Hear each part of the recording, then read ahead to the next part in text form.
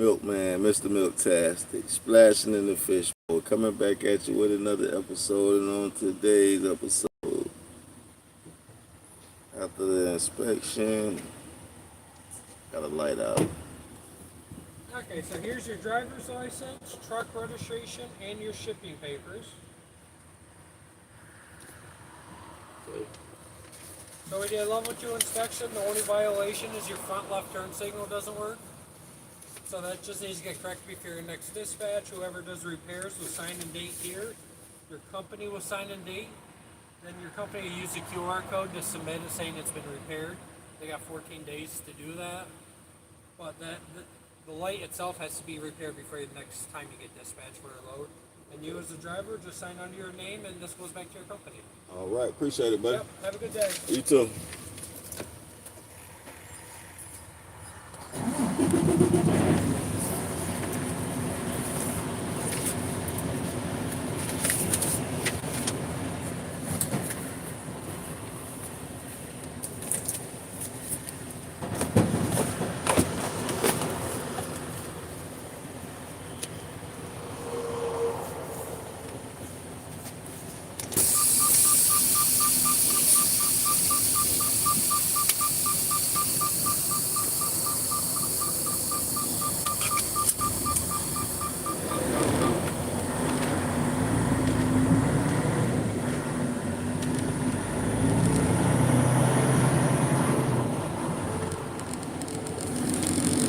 So, what did I just experience?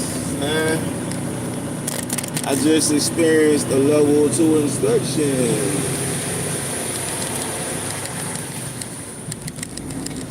That's when we got DOT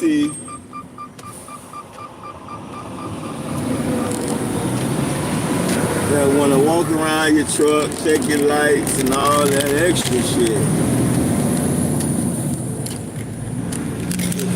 Me, all my shit was on point. Except for I got a light that's out. I gotta take care of this light here. Take care of the light and get us some depth in this thing. Man, like it's wanna derate because it ain't got no depth, man. We got fuel but no depth. We're on the last leg of fuel. My bad, I had to be low key when I was in the introduction phase, but let me give y'all a proper introduction. What's up, world? Hit that like button as you come in. Milktastic. Milkman, Mr. Milktastic, splashing in the fishbowl. Coming back at you with another episode. And on today's episode, we jump straight up at the DOT inspection shit. Got one violation. Got a left turn signal out. God damn it. I wanted to get a clean one. And they gotta pay me for a clean one. I don't get no pay for this. It's all good though. Feel good being loved. It feel good being loved. It feel good to be in love. To be loved and to be in love. All that, man, we can't worry about that right now. I feel it. Can't worry about that right now. We gotta get the job done. We the only one to get the job done. I don't know if this guy can do it for me. Man. Oh, man. I need a proper meal, man. That's what I need, a proper meal. Got some food in here, but I ain't even had time to run it up. That's good, like what? I should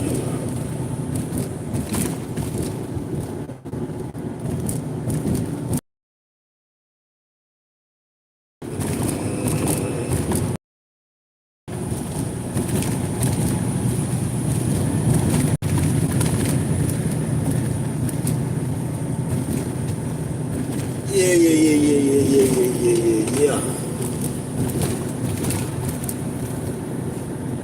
Listen, we back in this bitch.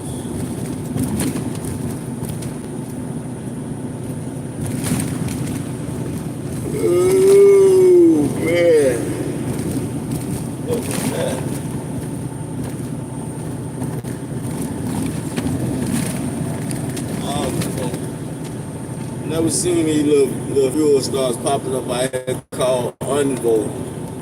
Got a little truck parking. Hey, to all you little fuel stops, I respect y'all that got like your little 10 or 15 or 20 truck parking spots. Appreciate it. We need that. We need it, man. They don't be having no parking for the mans, man. They don't be having no parking for your man, man. We get all that. We got this shit still, man. Ain't no choice. Gotta do it. Just wish I wasn't in the boondocks doing it. I tell you that much. I'm sure not. So what days? Mondays and tomorrow between 4. Tuesday. And tomorrow at 2.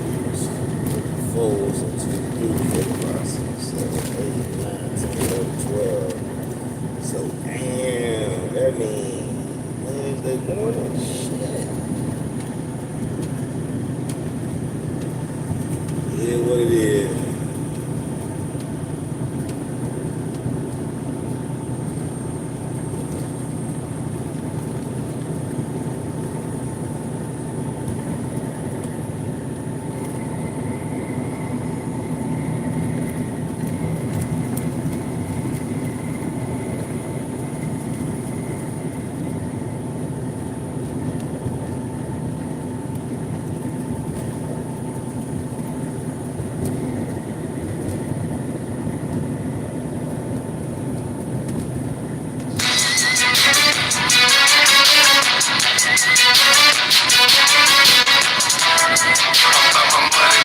They want to make another job for you because they can't just have you there standing around on the clock making all this money.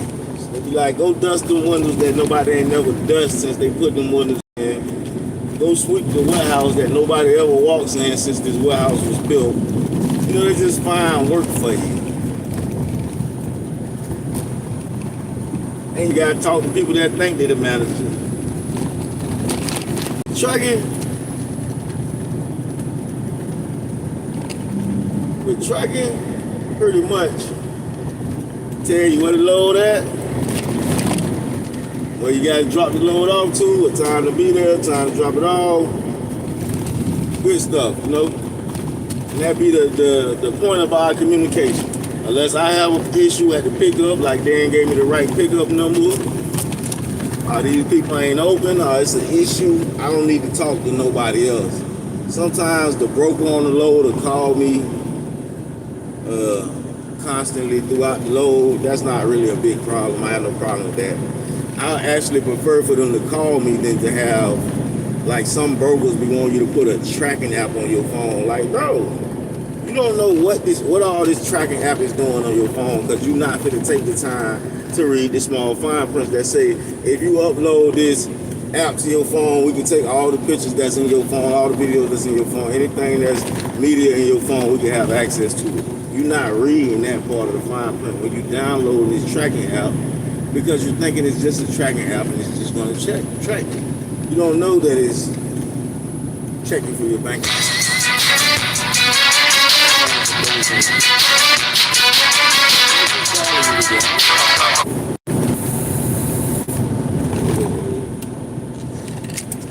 Back to what I was saying. That's why I like the job, because I don't have to talk to people that often. There's nobody trying to squeeze any extra work out of you once you deliver your load, unless you're trying to get another load. You know, you can rest. So that's why I like it. And also the scenery, like if I showed y'all the scenery right now, it looks like a fall Hallmark card. That's what it looks like out here. With the yellow and the oranges, brownish trees and the dime trees and the green trees and the rocks. It looks like a Hallmark fall card. So that's why I like this job. You know, you have the managers that over you and they gonna let you know they the manager and they the boss because this the only place where they get to rule over somebody, so they don't really rule it over you. We'll be reconnected. Are we reconnected? I think we're reconnected. Respected. Hit the like button for me. Hit the like. Respected. Hit the like button for me. hit the like button. If you're still in here, go on and hit the like button. But yeah, I don't like having people over me. I just don't like that shit. Instructions is good, rules is good.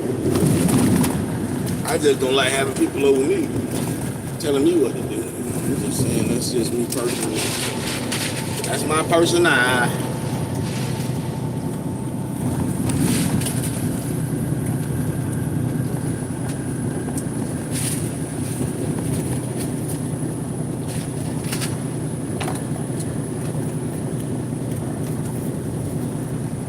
Niggas be like, they don't want God to tell me what to do. I just want to do what I want to do and tell God to make it move like I wanted to move too. That ain't the way to work. You're going to have to call him humble down. That ain't the way to work. That ain't the way it work. That ain't the way this work. You gonna have to humble down. You can't talk to God like that right now. Yes, you get smacked down, be locked up right now. Sometimes when you think that it's over, it still be going on. You think that they stop, it still be in your home. Sometimes when you think that it's over, it still be going on. You think that it stopped, but it still be in your home. Hate don't usually come from a far place, it come from close. It be those that know, and they hate you because you done grow.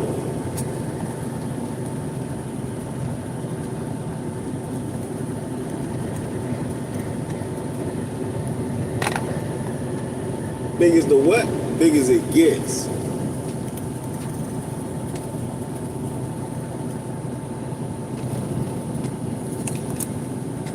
Brother, AD, why you talking about you gonna call me tomorrow, brother? Why not today? Like, what's special about tomorrow? But okay, whatever.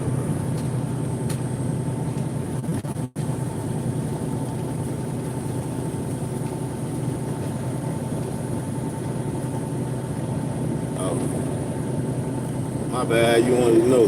I didn't know it.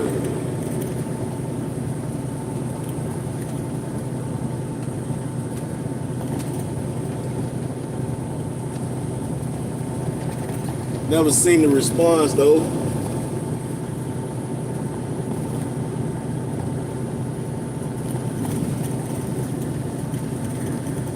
It is what it is. And I'm as big as it gets.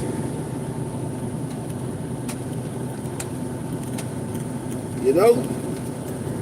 I'm as big as it gets, you know?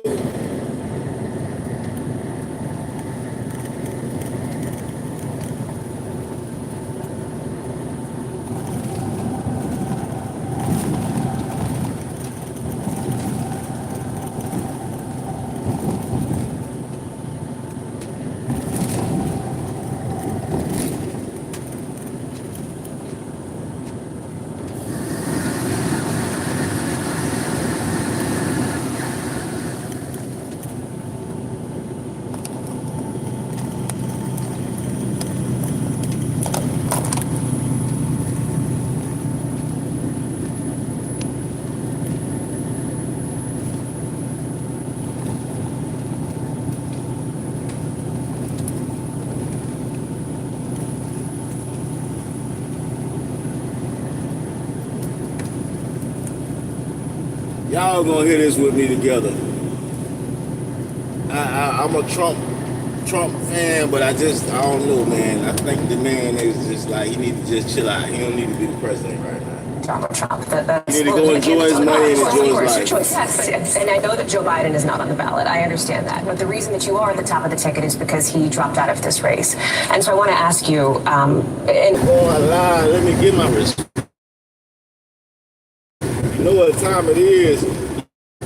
I was going for Trump. When I seen that debate, it made me say, all right, Trump, you'd probably be better for political reasons. You know, for a lot of reasons, you're probably better than charging me 34 times and trying to impeach me 2 times. I think it will be some type of retaliation for that. I don't think he's just gonna let that ride. Like, y'all done put 34 charges on this man. Y'all done tried to impeach him 2 times. Impact or affect the man, as far as saying women may be smarter than men. but they are also more emotional than men. I think Trump will hit the button, like if anybody play with us, she might hit the button if somebody say the wrong shit to her. Or her period on, or she just ain't feeling it today. Like, hey, blow that shit up. Blow all that shit up. I don't give a damn what's over there. Blow it all up. So, I don't know, but I just can't rock with Trump right now. I think he's going to try to fuck the American people over. I wouldn't say the American people, but I think he'll be more concerned with getting his revenge than being the president. Like, oh, this bitch tried to prosecute me, this judge tried to prosecute me. Yeah, he gonna be on some payback shit. So we're gonna have to, but the American people gonna speak, but I don't think the American people really matter right now at this point. Like after watching the political game, they be like the electoral votes, that's what really picked the president. So all our voting, I don't know what, that just show us who's more popular with the American people. But the electoral votes is what picks the president, and I think they always already know who the president gonna be. And they don't like Trump because he got his own money, so that's another reason for them to not let him get back in there. On top of them trying to charge him, they probably gonna try to bring up more charges. But like I say, I think he's better politically, but I just can't, I don't trust him right now. I think the man might be too mad. You feel me? He might be too mad right now. He might be too mad, man, to think straight. But when the more I listen to Kamala, it's like, damn, I almost wish I would have went against the herd and not went with y'all. I promise. But let's listen to her. Well, those are the candidates on the ballot. Of course. Two choices. Yes, and I know that Joe Biden is not on the ballot. I understand that. But the reason that you are at the top of the ticket is because he dropped out of this race. And so I want to ask you, and it was largely because of that debate performance back in June. You defended him in the days before and in the days after as you were campaigning for another 4 years for President Biden. Can you say that you were honest with the American people about what you saw in those moments with President Biden as you were with him again and again, repeatedly in that time? Of course. Joe Biden is an extremely accomplished, experienced, and capable in every way that anyone would want if they're president. And you never saw anything like what happened at the debate night behind closed doors with him? It was a bad debate. People have bad debates. And he is absolutely... But that's the reason why you're here, and he's not running for the top of the ticket.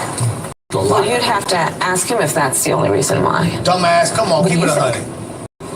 I'm running for president of the United States. Joe Biden is not. I don't ever want to see her ever again. My presidency will be about bringing a new generation of leadership to America that is focused on the work that we need to do to invest in the ambitions and aspirations of the American people.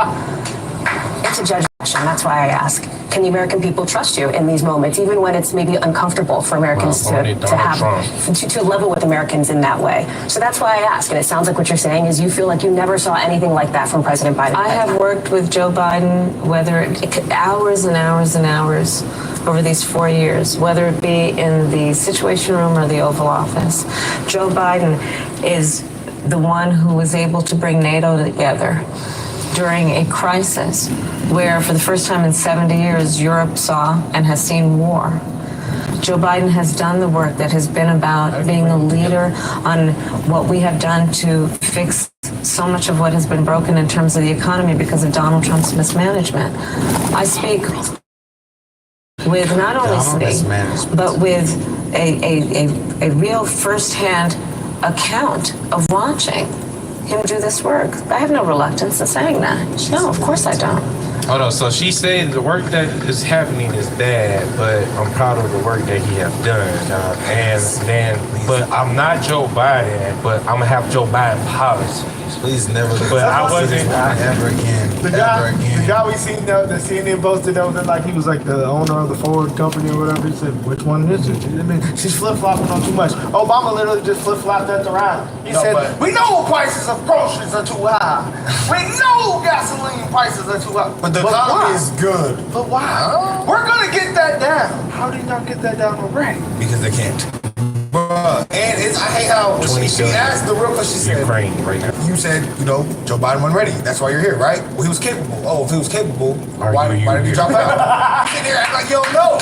You know. It's so You know. You the close person. Like, let's keep it 100, I bro. feel like You don't think Americans are dumb? everybody that's a part of her campaign, the best thing y'all should have done is let her cook Joe Biden, bro. She had to She had to throw him under the bus. She had to. She had to. Under the bus and say he's a senile old man. He don't know shit. And I was just saying that because I had to. Quite frankly, and y'all should vote for me instead. But you might only got some votes. But look, though, I don't know why they thought Joe Biden was okay. But No, they knew it wasn't okay. They didn't give their mix. Didn't want Trump. But why did they keep defending him? Because they did not want Trump, and they would do anything to get anybody up there except for Trump. Well, then Trump they voted. They should have bashed. I'm gonna keep it 100. They should have. She should have bashed Joe Biden. But it looked like a real threat to democracy seeing her bash Joe Biden, and he just gave up a place like his place like that. So everybody, you can do that. They can't go either angle. I feel like the other angle They're would be stuck, better. bro. They're done. They're gonna lose. Because that's the main problem with a lot of other people. Is like you're not separating yourself from Joe Biden. So you and Joe Biden. That is the main problem. That is the main problem. That's the main problem. I mean, well, she has to, but then she can't because so she's you the vice president. So therefore, you will lose. Yeah. That's the result you get. You see Mike Pence, he went up there and said, F Donald Trump. I was here by myself. I ain't got nothing to do with nothing he did. It was exactly what he did. His ass got grilled for that. Nobody likes it. Let me ask you about something that you said when you were running for president the last time around, back in 2019. At the time, you said that the elephant in the room was whether the country was ready for a woman and a woman of color to be president. So let me ask you, as you sit here today, do you think the country is ready now for a woman and a woman of color to be president? Absolutely. Absolutely. You've been reluctant to lean into, to talk about the historic nature of your candidacy on the campaign trail. Why is that? Because you suck. Well, I'm clearly a woman. I don't need to point that out to anyone. The point that most people really care about is, can you do the job? And do you have a plan to actually focus on them? I hear you on and that is why I spend the majority of my time listening and then addressing the concerns, the challenges, the dreams, the ambitions, and the aspirations of the American people. They deserve. I asked because to implement the agenda that you want to implement. And she say that dreams and aspirations and all that shit. One more mother, let her say dreams and aspirations of the American people. One more time. You say it one more time. One more time in this interview. You better not say it no more. You have to win first. You have to win the White House. And right now there is a big gender gap in this race. Fewer men support you right now than they did President Biden. Some of your allies have suggested there's sexism at play. I wonder, do you think there is sexism at play here? Let me just tell you something. You've come to my events, and you will see there are men and women at those events, whether it be small events or events with 10,000 people. So the experience that I am having is one in which it is clear that regardless of someone's gender, they want to know that their president has a plan to lower cost, that their president has a plan to secure America in the context of our position around the world. They want a president of the United States who honors our military, who understands the importance of America's leadership around international rules and norms. And that is regardless of gender. And that is how I will lead. Do you not see sexism as a factor in this race at all? I don't think of it that way. My challenge is the challenge of making sure I can talk with and listen to as many voters as possible and earn their vote. And I will never assume that anyone in our country should elect a leader based on their gender or their race. Instead, that leader needs to earn the vote based on substance and what they will do to address challenges and to inspire people to know that their aspirations and their ambitions can and will be. If she say aspirations and ambitions one more time in this goddamn interview, I'm finna throw this damn phone out the window, man. This lady keeps saying aspirations and aspirations. She say the same shit like a script, bro. That what throw me off about should it, bro. elect a leader based on their gender or their race. Instead, that leader needs to earn the vote based on substance and what they will do to address challenges and to inspire people to know that their aspirations and their ambitions can and will be achieved through the opportunity to do that. Every question they ask her, aspirations and ambitions. In a duh answer. Aspirations and ambitions. How do you? The lady keep repeating the aspirations and ambitions of the American people will be accomplished, will be accomplished. She keep repeating that shit. Like they need to give us some old talking phrases or something. I don't want to hear the same shit. She said one more time, the phone might go out the window.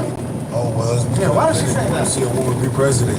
No, it's because you were not the best candidate. They're the main ones that are gonna make it about sexes and race. No, So that's they what- can't say that anymore after this clip, but they still will. But you should be able to. But the thing is, though, she knows, and they know, she's running for president of the United States. The president has to have kind of answers that she has, but you can't kind of feel like a victim. They know she can't do that. If she would come up there and say yes because I'm Because that's what, yeah. But they shouldn't be, but that's the thing is, like these liberal media outlets, they shouldn't be pushing that as the reason that she's not getting elected, because she just said this. Tell her right. I've seen a lot of people say like sexism and racism is the reason she's not getting elected. Well, Exactly. now that you're calling people who don't support her sexist and racist, that's less reason for them to support you. You just insulted me. You called me a vile name and a label that is probably not true. They just probably don't support her because she sucks. Like, I mean, it's very obvious to see that she sucks. And if she becomes the president of this great nation, we're all fucked.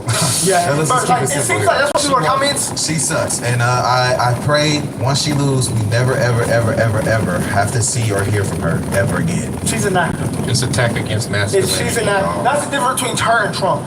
This is all like a president gotta make it sound. Oh, this is. You know what I'm starting to think? Because remember last time, it was a white lady running. She was like kind of hillbilly-ish. I can't remember her name. Man, I'm starting to think these presidential candidates don't be nothing but some people just out here grabbing money. Because that's all they be doing when they be campaigning. Money, fundraising, so they could buy commercials and buy ads and have people texting and calling your damn phone. Yeah, this is the whole money grab right here.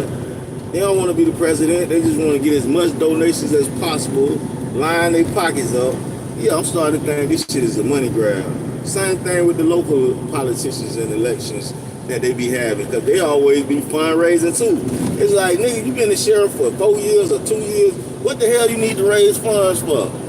You just need the people to be confident and vote for you. What you raising money for? Yeah, this is a money grab, man. One as the president. This is what the American people obviously will. This is Yeah, what they she's want. scripted. That's what everyone says. She's not telling I've us. seen people on the left say that she is scripted. Yeah, she is. All these answers. I mean, Trump is authentic. And he if says you were nothing to playing the Trump. president for 3 weeks, for 3 months, you would get these answers. Like That's what you were told to say. Exactly, and she's not showing like, especially if you're not reading policies, like you can't like the policies don't sound good. You're just gonna tell them. So I don't think the American people want this. I think I can answer every question that she's going to answer when it comes up. you know, What you going to do for the economy? Well, I feel like we have great people in this nation that has aspiration and ambition Yeah, to that have really sound like her. opportunity and everything. I grew up a middle class kid. It's like if Trump, like how you when they reporter asked him at the McDonald's window, like when he whatever answer he gave him, he was like, "What do people want? Like these people want hope." She gives that answer every single time. Obviously, for somebody elected president, they want some type of hope or some type of change. She's not. She's just really saying she's here for the change. You know what I They're want? not saying how is the change going to be.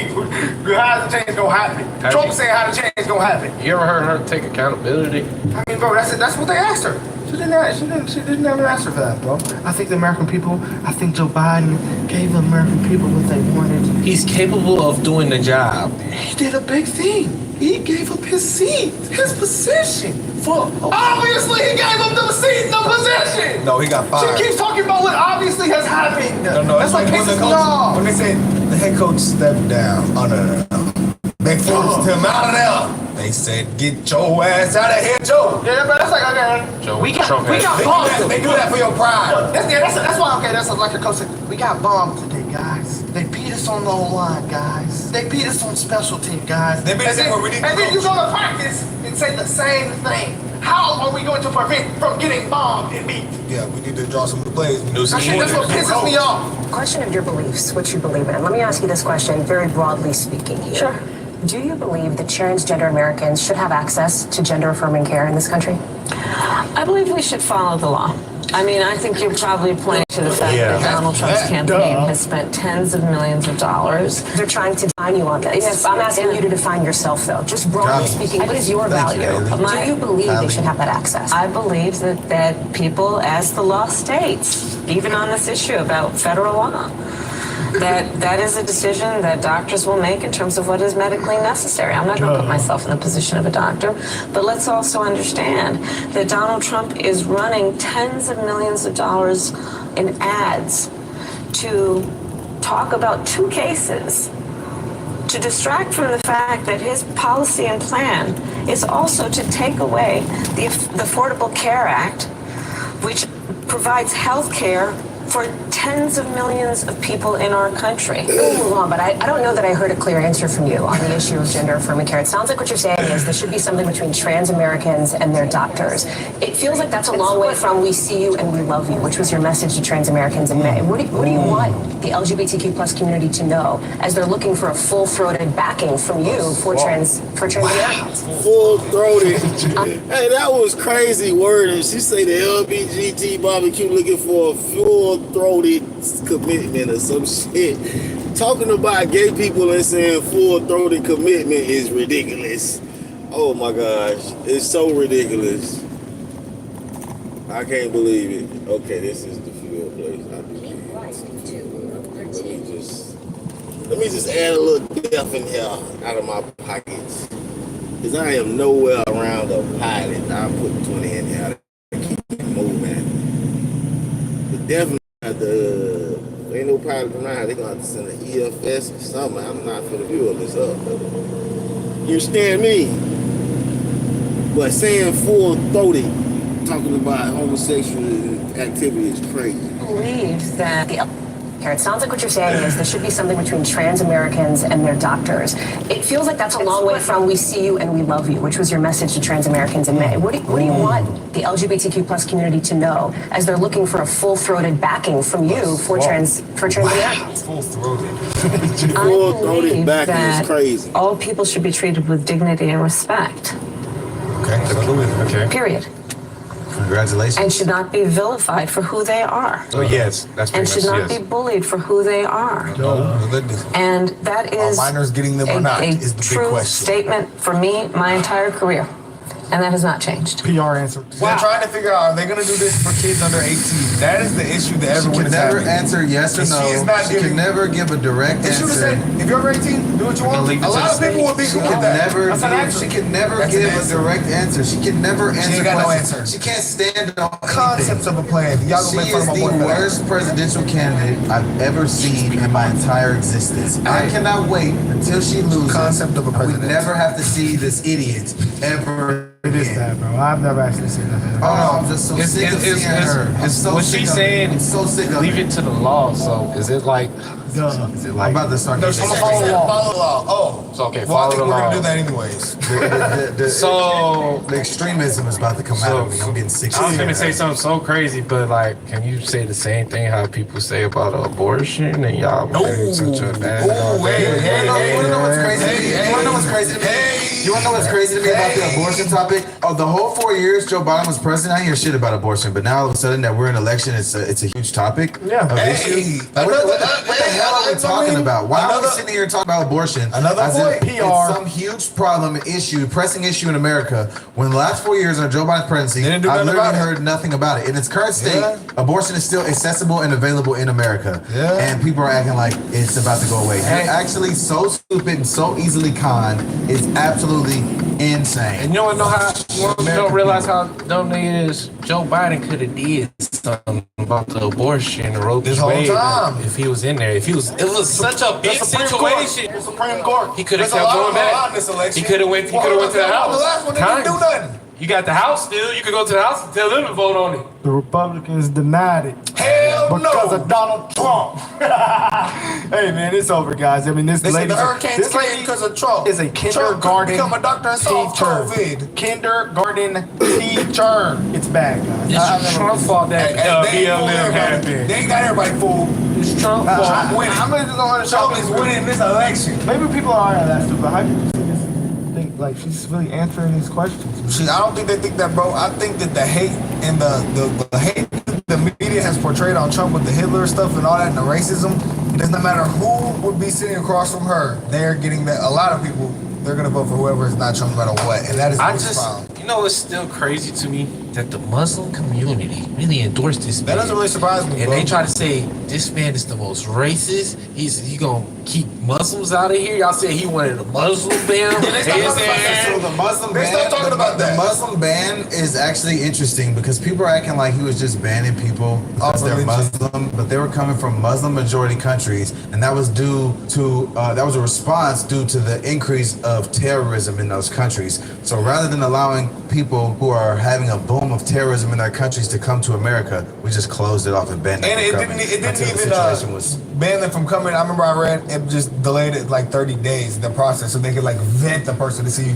who are you. Wow. Their You know, brain's not it's peanut. crazy that like liberals are so stupid and they think they're so smart. Like they try to figure out who are you. You know, That's I'm it. not the If you're in type of trouble, person- great. Look, we'll help you, but can we see who you are first, Literally, please? no. You I'm can't. You're not racist. the type of person. Damn. I'm not the type of person to call people stupid for their political opinion, but to take these stories at face value and run with them is pretty stupid. Yeah, it is. Let us know what y'all think, guys.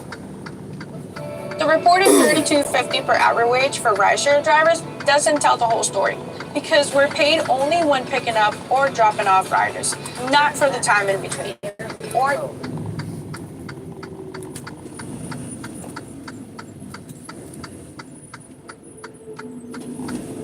Wake that ass up. In the morning. The Breakfast Club. Morning, everybody. It's DJ NV Jess Hilarious, Charlamagne the God. We are the Breakfast Club. Jess is on maternity leave, so long roses. Just so y'all know, we just tapping in, reviewing, and giving our opinion and our commentary on some of this stuff that y'all is hearing. That's what we're doing right now. We're currently reviewing Kamala topics, and anybody's talking about Kamala. We're trying to see what she's talking about here. Don't sound like she's talking about shit. The way he speaks, I'm like, he don't sound like nothing but the New Yorker. Park Place Joint Schenectady. The way he walked in, I was like, New Yorker. Oh, welcome, brother. So how'd you become a, well, I guess, because, you know, in New York is considered such a liberal place. How did you become a conservative?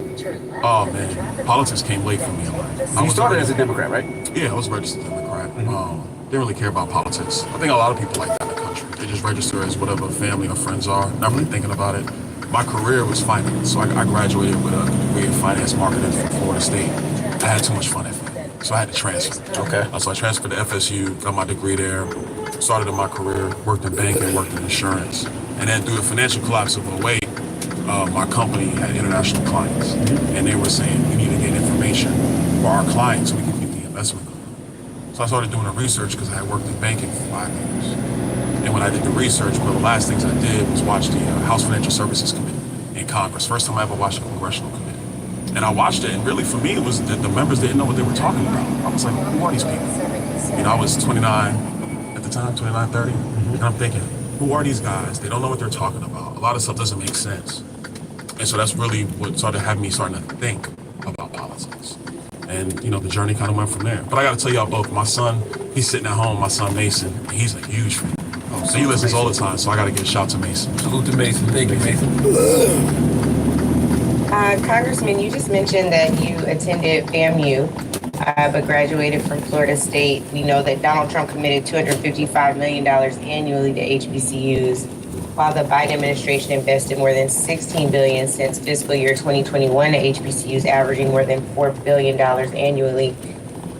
They also challenged states through the Department of Education, that same department that Project 2025 wants to abolish, and the U.S. Department of Agriculture to close a $12 billion gap between funding of land-grant institutions that are traditionally white institutions and historically black colleges. FAMU is, of course, one of those schools, as you know. The letter to Governor DeSantis said in the last 30 years alone, an additional over $1.9 billion would have been available for FAMU had this disparity not existed. What obligation does Florida have to properly fund FAMU to ensure rattlers like yourself are properly educated with the resources they deserve? Well, look, I mean, thank you for the question. I think that the disparities you talk about between some of the, you know, I guess probably more prolific universities in our state, like UF and FSU, versus FAMU, and even from some of the younger universities like UWF, UNF, etc., is something that when I was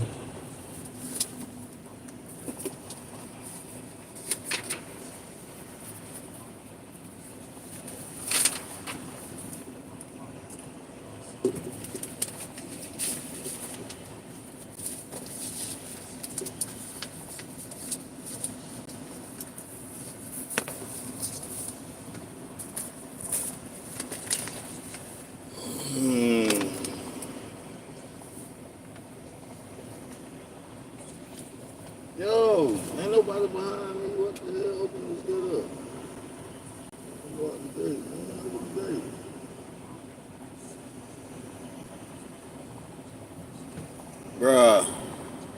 Oh, I thought they were for the trip out. They got a sign say don't block the gate.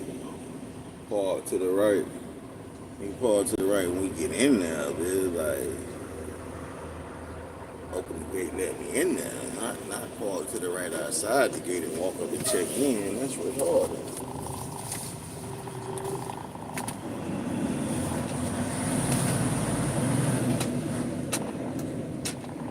What's going on?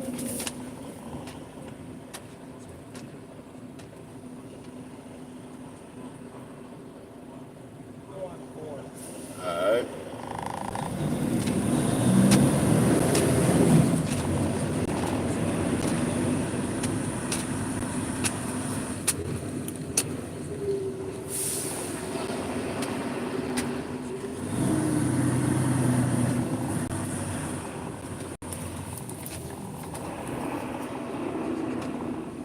So they must ain't heard me right. Certified.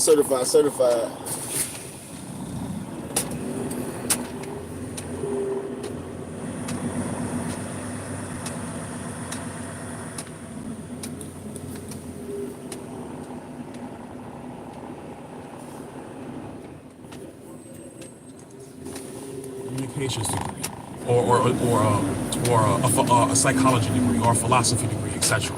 If you can get into psychology and make that work for yourself. So I think there's multiple layers to college education that we need to address. Let me ask you a question, right? Yeah. So, I want to go back a little bit. So you were arrested before for marijuana. Yeah.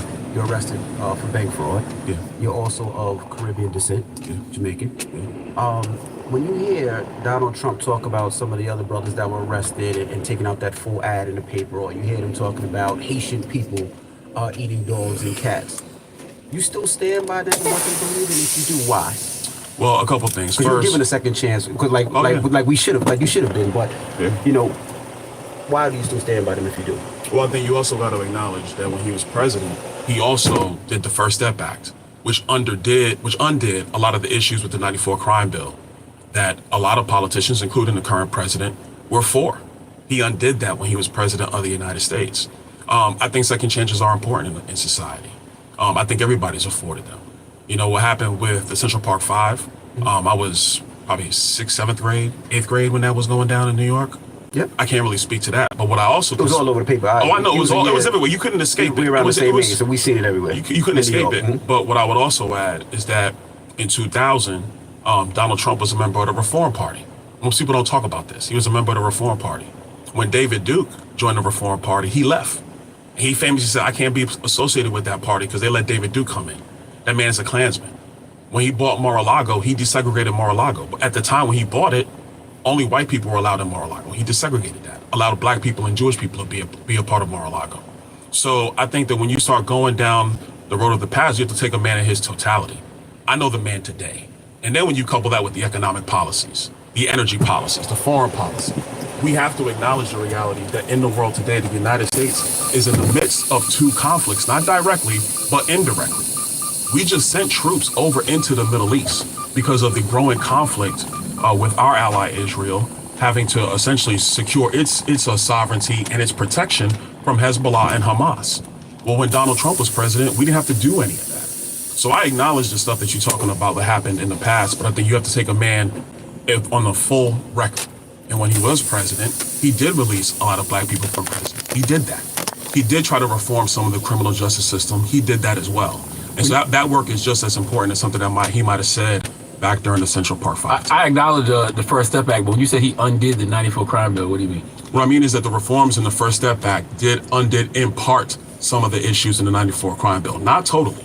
Not totally. It dealt with the sentencing of those people who either had their sentences reduced or were released, and their convictions were in line with the '94 crime bill and the way criminal statutes were written under that piece of legislation. And his thoughts on the whole. Hold on. Oh, what's up, Angela? Sorry, just on this same point, you talked about taking the man in his totality. Yeah. So one of those things in his totality is what happened on January 6th, which was your first term in Congress. Yeah. Do you think he should be held accountable? Donald Trump should be held accountable for his role in the January 6th insurrection? Well, I mean, listen, first of all, I would tell you that everybody's responsible for their own actions. Just like I'm not gonna blame friends or blame anybody else for the things I've done wrong in my life. I'm not gonna put that on him. I'm not gonna run around and blame Bernie Sanders for the fact that Steve Scalise was shot. Because if you go back and look at when Steve Scalise, who's the current leader in the House of Representatives, who almost died at a congressional baseball practice. Hold on, I'm gonna explain this. I'm gonna come back to January 6th. Yeah, please do. No, I will, of course. The shooter that almost killed Steve Scalise, the Republican leader, he said vehemently that the reason why he went to the congressional baseball practice of Republicans to shoot it up was because he felt that Republicans were going to take away health care. And what he had heard in his rhetoric was that was dangerous and these Republicans had to be stopped. So I'm going to translate that to January 6th. The shooter is the one that perpetrated that crime. I'm not going to put that on Bernie Sanders, who he cited for the rhetoric around why he went to the congressional baseball practice. That's the shooter that almost killed Steve Scalise. Let me translate. Disastrous. That's what independent news sources and conservatives are saying about Project 2025. It would threaten hundreds of thousands of jobs, give massive tax breaks to big oil, and roll back protections. A dream for them, a disaster for you. Donald Trump authorized 10,000 National Guard troops. I'm on the oversight committee. He actually authorized 10,000 troops on January 4th, 2 days before January 6th, obviously.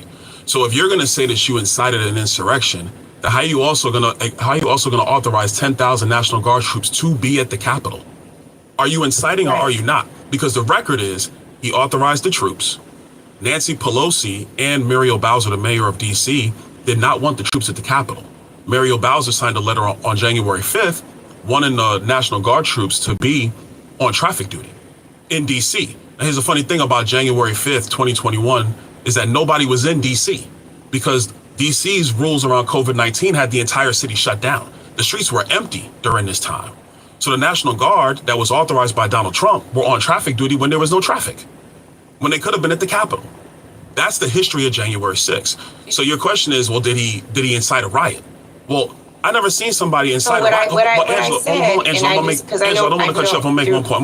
I don't want to cut you off. No, but I want to make sure that you're addressing the right point, because I actually did not use that language. What I asked you was, should Donald Trump be held accountable for his role in January 6th? And so what I think is important is to compare this to Steve Scalise being shot after someone wanted health care versus the rhetoric, the very dangerous rhetoric that Donald Trump spouted on January 6th, where more than 1,200 people have been charged in nearly all 50 states for their role, and 140 police officers were assaulted. The same police officers that your party has said they want qualified immunity for, and Donald Trump, because we're looking at the totality of the person, has said they should have full immunity, right? And when you think about the number of police officers who would get full immunity for their role in killing and being violent with people in our community like George Floyd, Breonna Taylor, Tamir Rice, Freddie Gray, Philando Castile, Charlene Lyles, Manny Ellis. Is that really the kind of rhetoric that you want to push, especially at the Breakfast Club? Well, hold on a second, Angela, because you brought in like 4 different topics now. You want to talk about No, I didn't. What I brought in was January 6th responsibility, police accountability, and I used examples of why they should be held accountable. But you talked about how fantastic he was with the crime bill, which I object, but I'll let you finish your point. Fair. You also have not acknowledged the fact that this man was vehemently opposed to the George Floyd Justice and Policing Act. And you all are supposed to be the party that protects law enforcement, where over 150 police officers were assaulted that day on January 6th because of Donald Trump's rhetoric. Okay, so let me respond to a couple things. Number one, the George Floyd Justice and Policing Act. There were actually 2 bills that were moving through the United States Senate that year. There was the George Floyd Policing Act that you discussed, and there was the bill that was written by Senator Tim Scott. They were both moving through the Senate, right? The Tim Scott bill is the one that could have got signed into law. It was essentially a mirror image of the George Floyd bill, except for qualified immunity. The difference between those 2 bills, and Angela, you just acknowledged it, the only difference between those 2 bills was qualified immunity. The issue with qualified immunity is very simple. If you remove qualified immunity from policing, you're going to have less officers on the street. Police officers make what? $70,000, $80,000, $90,000 a year. They have most law enforcement has about 40 million or more encounters every single year with citizens. If you remove qualified immunity, I'm telling you this right now because I've talked with law enforcement officers all across the country, not the chiefs, the officers.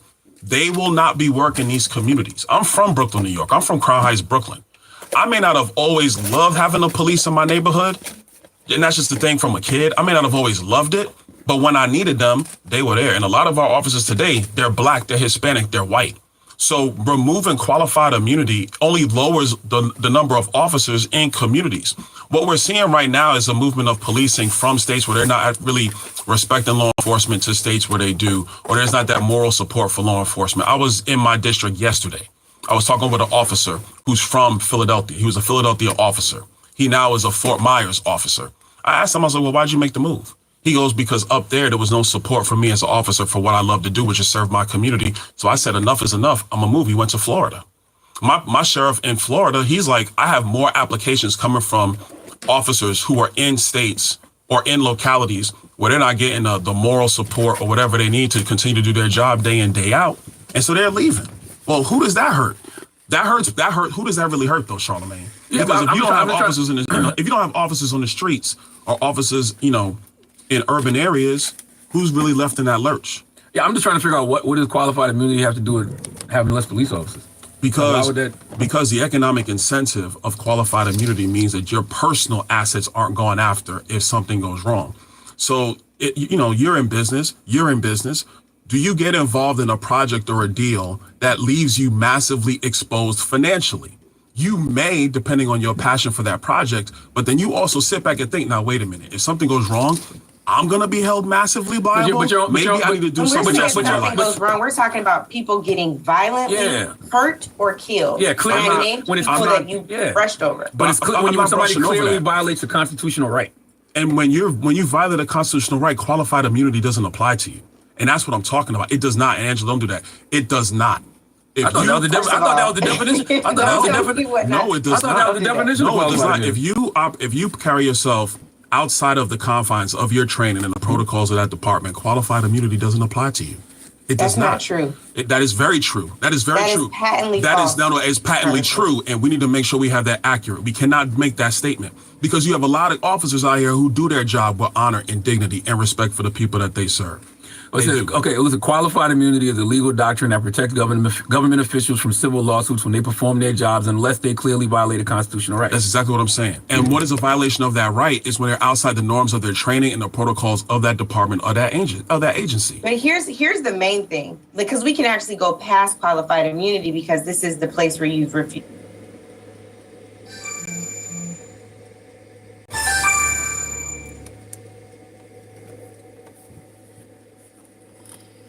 Hello?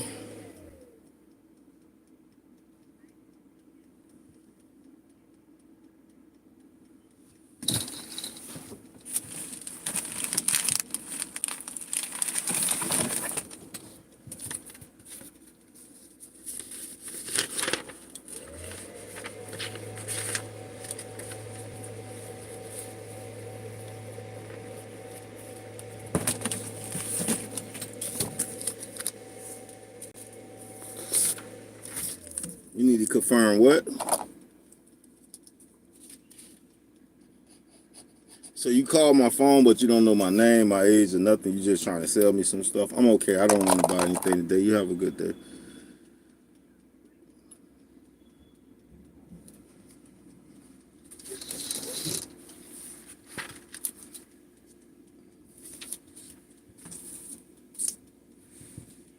Yeah, that's what I'm saying. You trying to sell health insurance? Yeah, I'm okay. I appreciate your sale. You have a good day, all right?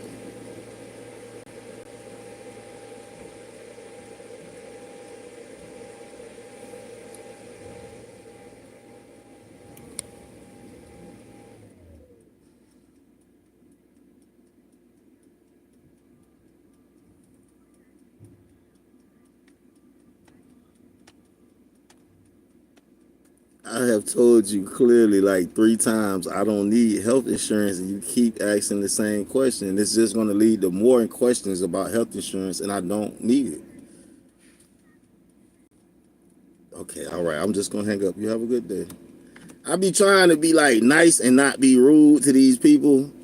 I already shouldn't answer the call. Now I done took the call and told you no, I don't want it. You steady trying to ask me questions. Oh my gosh, sometimes these people be panicking. Hey, Millionaire Mission, Milkman, Mr. Milktastic, splashing in the fishbowl. We got action. Let me see what kind of action we got going on today. What we got? We got action going. Let me see what we got going, man. Okay, we got wings. We got wings and things. And we got some curly fries. So we're gonna warm these guys up. They're gonna have us a little lunch. You know what I'm saying? Little curly fries, little wing dings, you know what I'm saying? Nothing too major.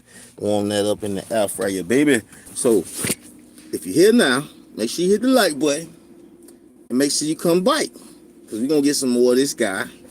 The answer both on Donald Trump's accountability and on the law enforcement that you love so dearly. Right. What we know is that he's seeking full immunity, like the same immunity he now has because of the Supreme Court. Because of the corruption of the Supreme Court, we have now gone beyond civil presidential immunity to criminal presidential immunity. He would like to give that same immunity to law enforcement.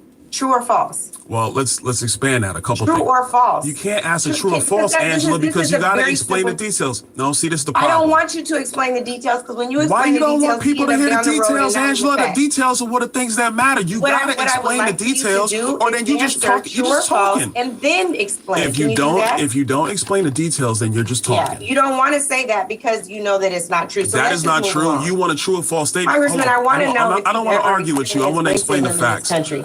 Angela, I don't want to argue with you. I would want to like to explain know the if you've ever facts. experienced racism in this country, Congressman. Yeah, actually, I have. Okay. Do you believe America is a racist country? No, I don't. Okay, I believe that that's true because you said that in an op-ed on Fox News. As a Black conservative, I, like Senator Scott, agree in our two lives and the lives of many Black men and women like us are living proof that America is indeed no longer a racist nation and by far the best place to reach your fullest potential.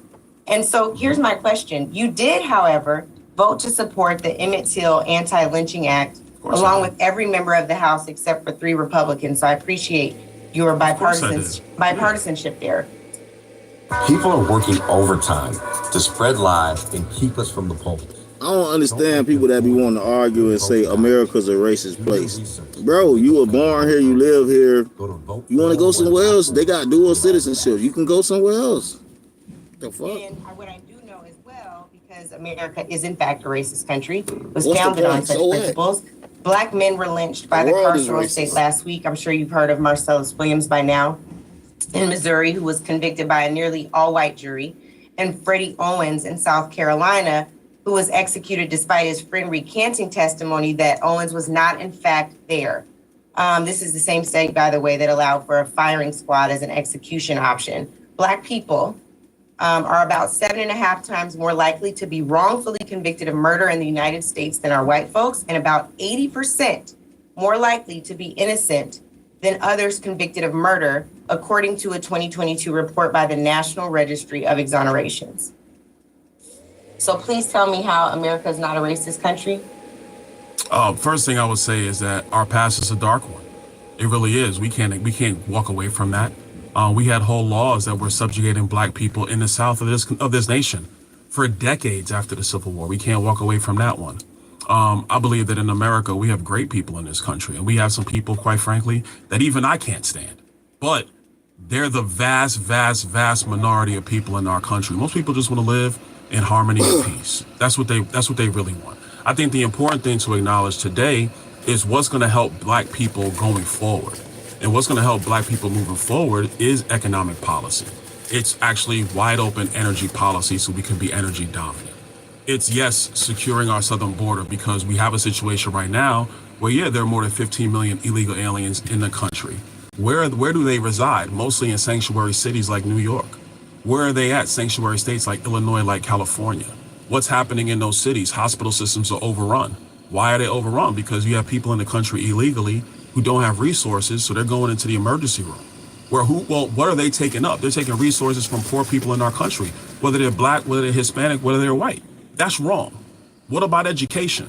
We have a situation where in too many inner cities, kids are not reading at grade level, or they don't have math skills at grade level. How does that help them excel and achieve? I don't want to discount what Angela is saying. I don't. I acknowledge the issue of our nation, but we always are trying to strive to be the more perfect union. So in 2024, what are the economic policies? What are the national security policies? What are the border security policies that are gonna make our country thrive? So whether you black, Hispanic, or white, you could thrive. What? And so I think it's So important. then would you have to say that if it wasn't a racist country, whether you're black, white, or Hispanic, you could thrive? No. Are we thriving? Are members in your Well, I would state, argue black we're not. folks in your I would state argue we're not thriving? really thriving right now. This inflation, which by the way was brought to us by Kamala Harris, has really slowed down people from being able to excel. By Kamala? Yeah. Vice president. Oh, Charlemagne. It's still a president. Charlemagne, listen, man. When Joe Biden wanted to do his American Rescue Plan, Kamala Harris was the tie-breaking vote in the United States Senate. She broke the tie that started this inflation that has hurt so many people in our country. Everybody listening to your show, it's not true? First of all, it's You sure true you that wanna go it's a there? tie-breaking vote. You sure you wanna When go there? Go outside, Congressman, when you go outside. You sure you want to go there? Okay, let's go there. You had it You got notes. You got notes, Angela, right? That's fine. I have notes I'm too. gonna give it. I'm gonna The give it to biggest note I Charlemagne. have I'm today gonna give it to is Charlemagne. that I on don't every even want to hold question I've asked, because Angela, hold on now. for every infrastructure project in your community, You can go to should third go page, out just the and highlighted thank portion. Joe Biden and Kamala Harris and the Congress that voted for the American Rescue Plan. Angela? That's what should be happening. Larry Summers wrote an op-ed back in 2021. Larry Summers was the Treasury Secretary for Bill Clinton. He was an economic advisor to Barack Obama. He said that the American Rescue Plan that Joe Biden wanted, that Kamala Harris was the tie-breaking vote in the United States Senate, would create a massive inflation that we have not seen in a generation. Well, guess what? Larry Summers was correct. You know who also was correct, Angela? I was, because I was in the budget committee when they brought the bill. And I said in that committee, it's gonna cause massive inflation. That's what happened. So the problem we have in our economy today is that prices have gone up massively. Wages adjusted for inflation is down. People's pocketbooks are hurting. But we have a presidential election in 40 days. So, and I'm gonna ask Envy this question. Envy, you're in the housing business as well. I know because I watch, I listen to the show. No, I'm just asking them a question. Chill, Angela. So I listen to the show. I know you do a lot of business in housing. Would you hire somebody that broke up stuff in one of your houses to fix the other houses? No. Exactly. She broke the economy. I'm not going to do this morning, Byron. Why are you not going to do this, Angela? Because I'm bringing facts. Hold on now. So now I'm bringing facts and you don't want to do it no more? Come on now, Angela. That's not right. I'm bringing facts. I thought we were going to have a fact-based conversation. I want to have a fact-based conversation. You wanted to bring up votes, and so let's talk about votes. Go ahead. You have a 96% voting record with Heritage Action. Angela, I'm not running for president, but we can talk about for those who are listening, Heritage Action is a part of the Heritage Foundation, which is the architect of Project 2025, which we can talk about more later. You voted no on HR 8404, which would provide federal recognition and protection to interracial couples. And that actually is a law that would benefit you, Congressman, given your marriage. You voted no HR 6878 on requiring the Bureau of Prisons to provide incarcerated women with certain pregnancy-related care. Disastrous. That's what independent news sources and conservatives are saying about Project 2025. It would threaten hundreds of thousands of jobs, give massive tax breaks to big oil, and roll back protections. A dream for them, a disaster for you. Including sexually transmitted infectious testing, contraception, appropriate housing, bedding, clothing, access to hydration and restrooms, prenatal vitamins and other appropriate conditions of confinement, screening and care for high-risk pregnancy, substance use, and mental health support, including postpartum depression and prenatal education, the list goes on, and it would limit the use of solitary confinement for pregnant women. You voted no twice on the John Lewis Voting Rights Act, which would have restored the protections originally enshrined in the Voting Rights Act of 1965, which I've heard you tout. You also voted no on HR 3233, which established the Bipartisan Commission to investigate the terrorist and insurrectionist attack on January 6th at the Capitol. So you want to talk about voting? Sure. Please explain why you would vote so clearly against the interests of people who look just like you and I. So the first two bills you talk about, I'll actually have to go back and see it because A lot of problems with some of these bills are all of the other things that get put into them, not just the things that you're talking about. Specific to the John Lewis Voting Rights Act, the reason why I did not vote for that bill is because that bill would reinstitute what's called pre-clearance. Right now, hold on. Man, Angela, you won't let me talk? Here we go. Here we go. Here we Is go. it okay to say yes? Okay, here we go. So check Are this you okay? out. Pre-clearance, right now, under federal law, really by Supreme Court precedent, is no longer the law of the land. The reason why that is because there's not been, over the last 30 years, in elections, there's not been cases, or there's not been any specific cases around why you need pre-clearance in the first place, like was needed back in 1965, where you did have counties that were systematically discriminating against black people. So the plaintiffs could not prove at any point in the last 30 years where you still need a pre-clearance. I live in a pre-clearance county. Collier County, Florida is a pre-clearance county. I've lived in Collier County for 23 years now, 23 years. There's never been an issue with me casting a vote in Collier County, Florida at any time over the last 23 years. And that's before I became an elected official. That's when I showed up down there working the Cracker Barrel, being a waiter and just figuring out how to make ends meet, and I could still cast my ballot. So every other protection under the Civil Rights Act of 1965 is still law today. What my Democratic colleagues want is they want national pre-clearance, so that if any jurisdiction, whether if they were a historically discriminatory jurisdiction or not, if they made a change in their procedure, like reshifting a precinct, deciding to shrink or expand precincts, that would actually have to go to the Civil Rights Division of the Justice Department for approval before they can make those changes. Now, why is that not important today? More people are voting by mail. So you have a situation where local election jurisdictions are shrinking precincts or resizing precincts or putting two precincts together because they don't have the volume of people going to cast ballots in those precincts. You're now telling me that you have to now go to the Civil Rights Division of the Justice Department to get approval to put two voting precincts together?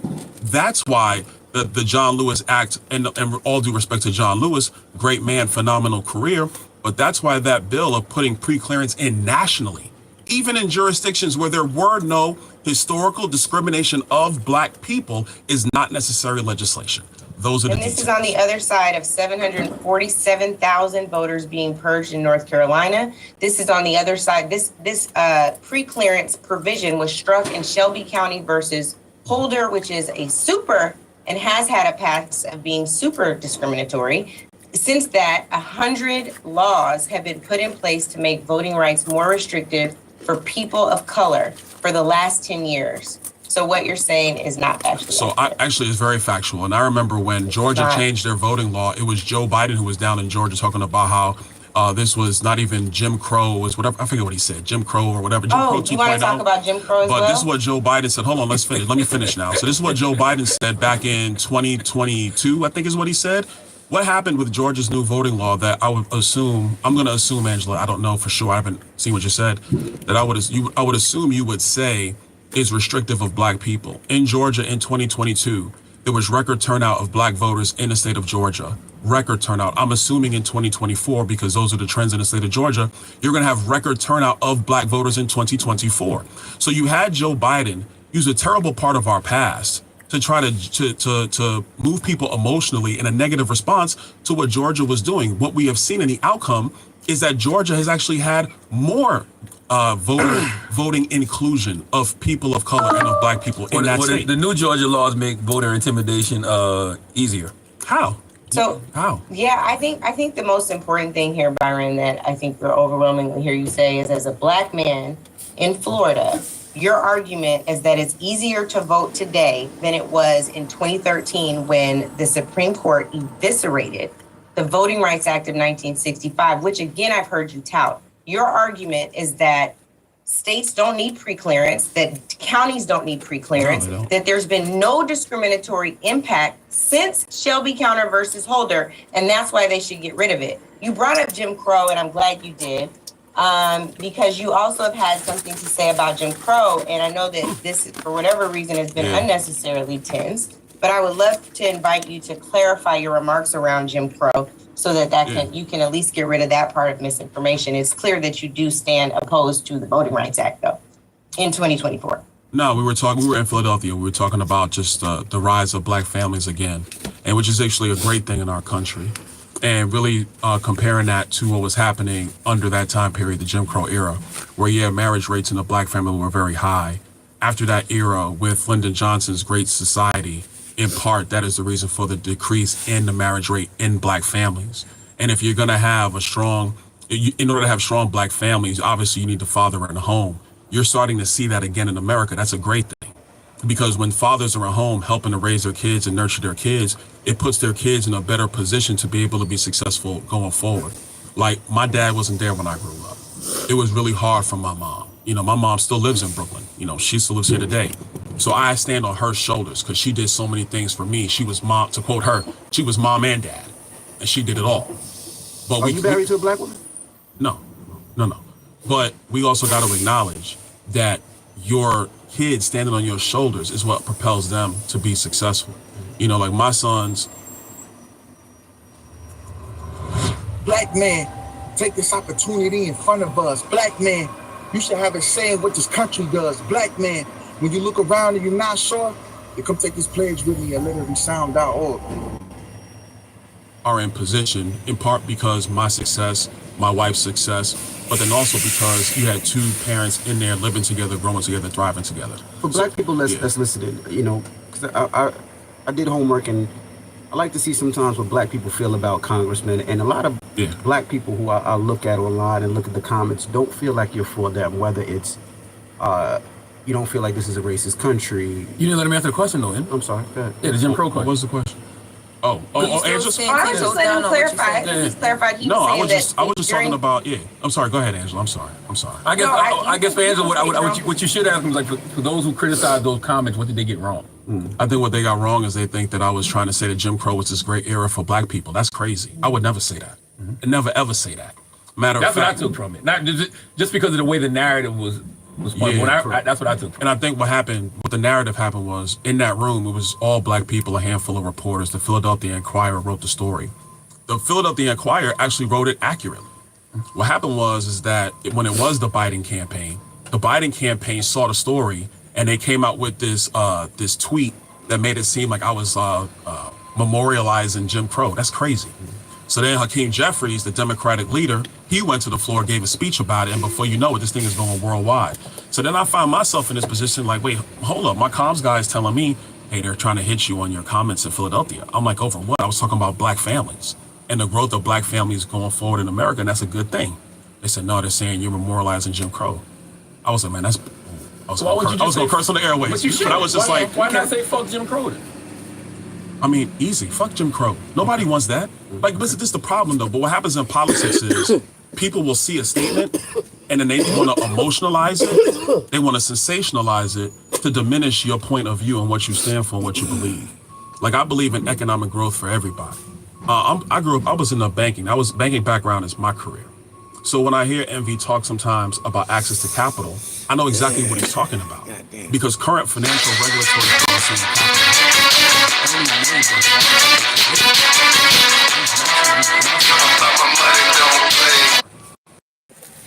Y'all give me a minute, got some business to handle. Got that done. What I'm gonna do here is I'm gonna go ahead and get into this. What y'all came for. Let me give you what you came for. And some of y'all what you didn't come from, what you ain't know you was getting when you came. Cause some of y'all don't know what you're getting when you're tapping in on the live with me. You feel me? You don't really know it's about to go down. Now that's crazy. I was in the snow this morning. And now I'm in the sun, and it's hot. It is really hot. Trucking is amazing. You could be in the snow 1 minute and sweating the next. I tell you, this shit is not good for the health, man. Make you as sick as a dog. Your bank account will love you. All right, we in Kings 2, chapter 17. Let's do this thing that we call enlightening ourselves. Father up in heaven, forgive me of my sins. I come humbly before your throne and ask for your grace and your mercy that I am undeserving of, but I do appreciate you. Thank you. And you know why. Thank you for everything. Keeping me safe, keeping me straight, keeping me protected, and making me great. In Jesus' name. I pray that I get knowledge, wisdom, and understanding as I read your word. May the person listening get knowledge, wisdom, and understanding as they listen to me read your word. Forgive me of my sins. Heal my body from my head to my toe. Keep me straight on the road from harming anybody harming me, from DOT or any tickets or accidents.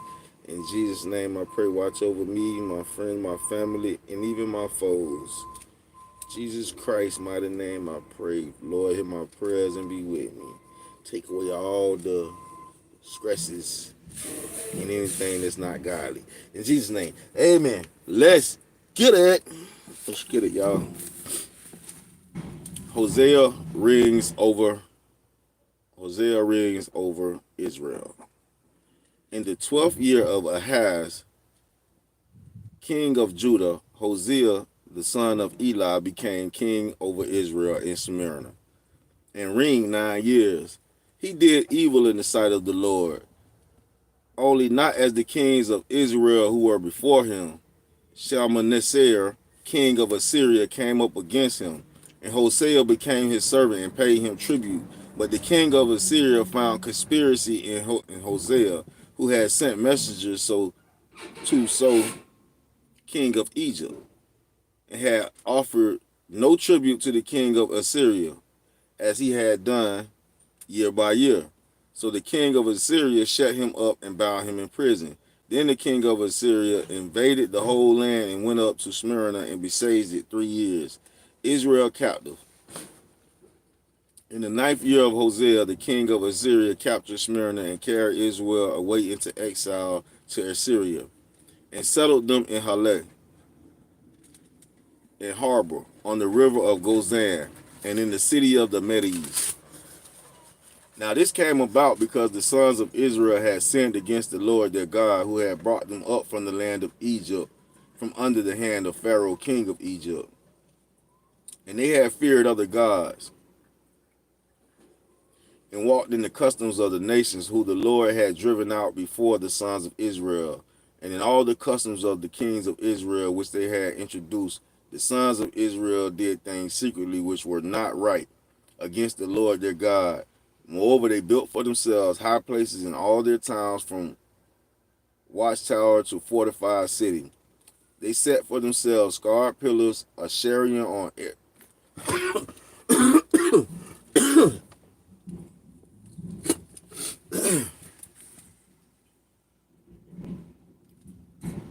They set for themselves scarred pillars and a chariot on every high hill and under every green tree.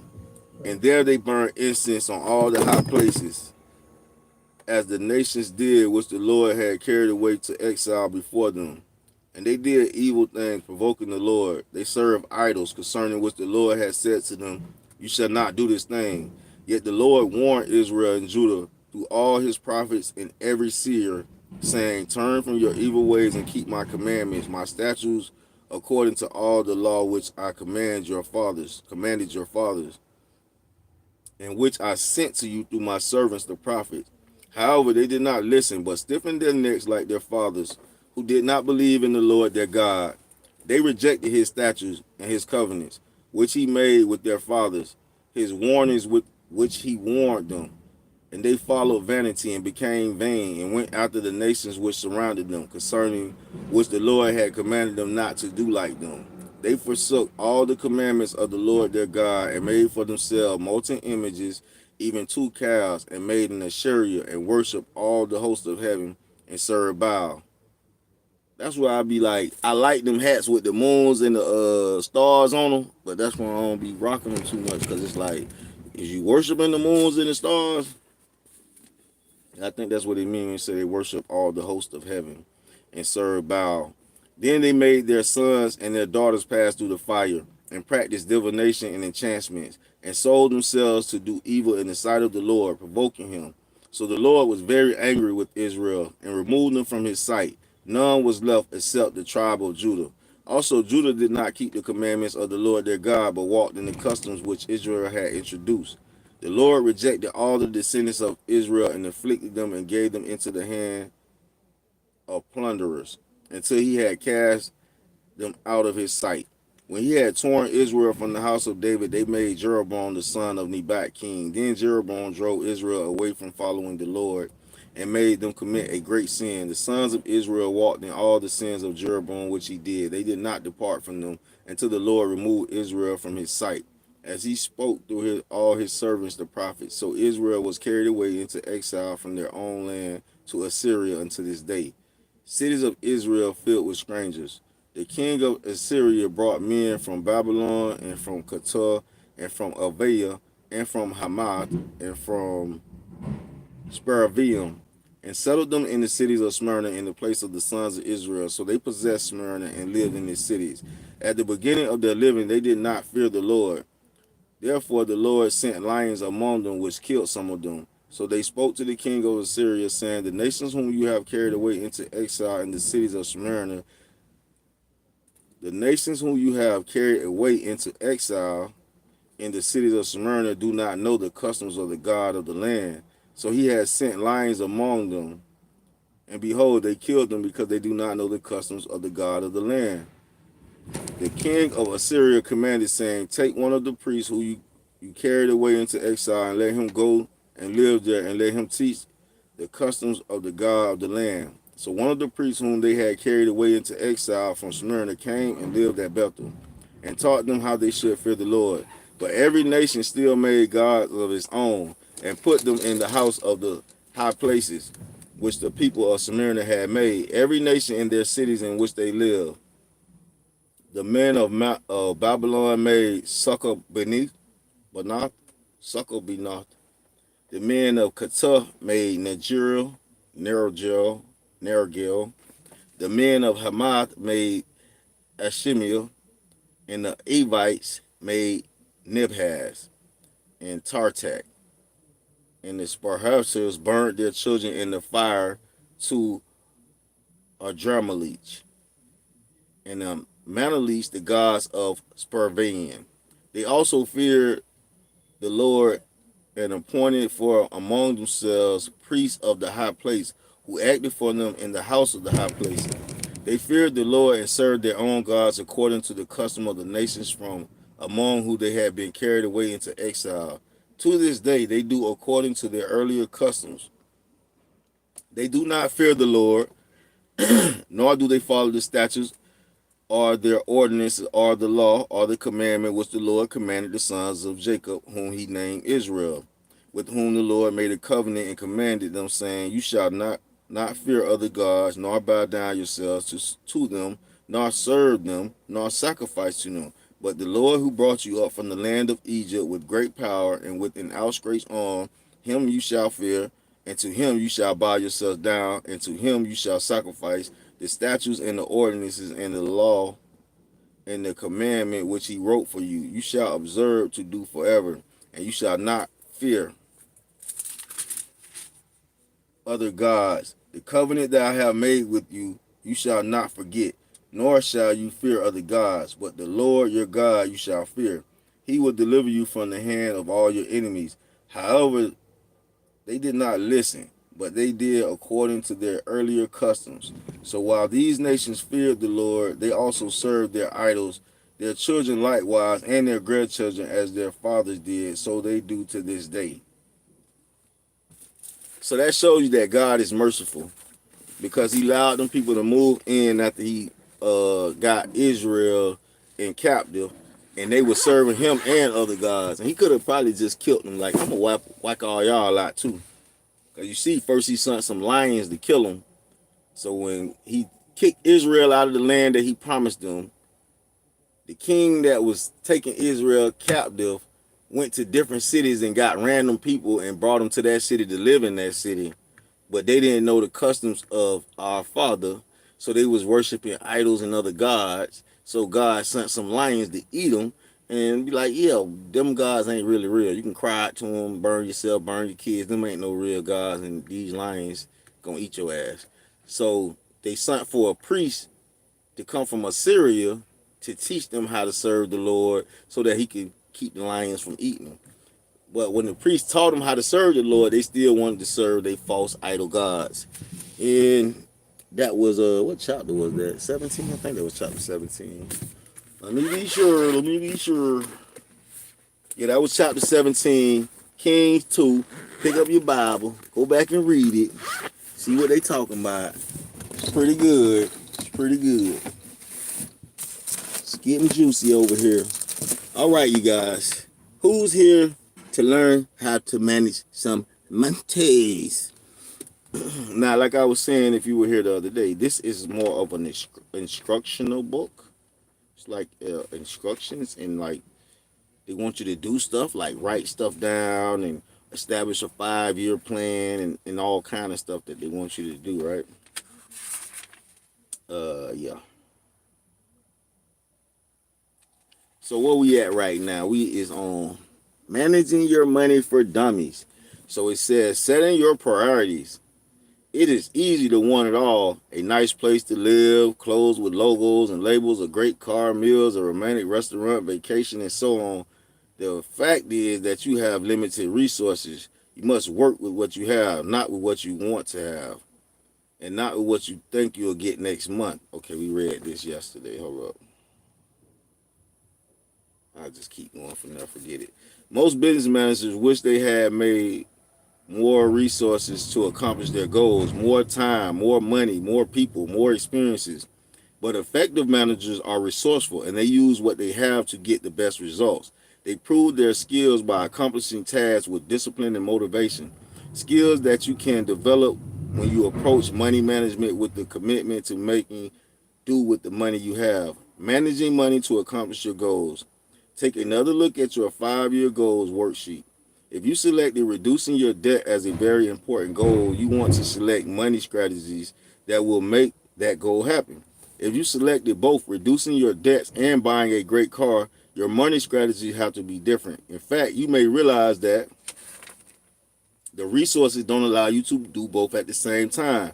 One objective will have to take priority over the other. From table 1, select the 3 goals that you intended as most important. Now rank those 3 goals in order of the importance. Do you think that you need or want to make any adjustments to your worksheet? In chapter 2, you examine the difference between money needs and money wants in greater detail. For now, stick with what you think you need to accomplish within the next 5 years.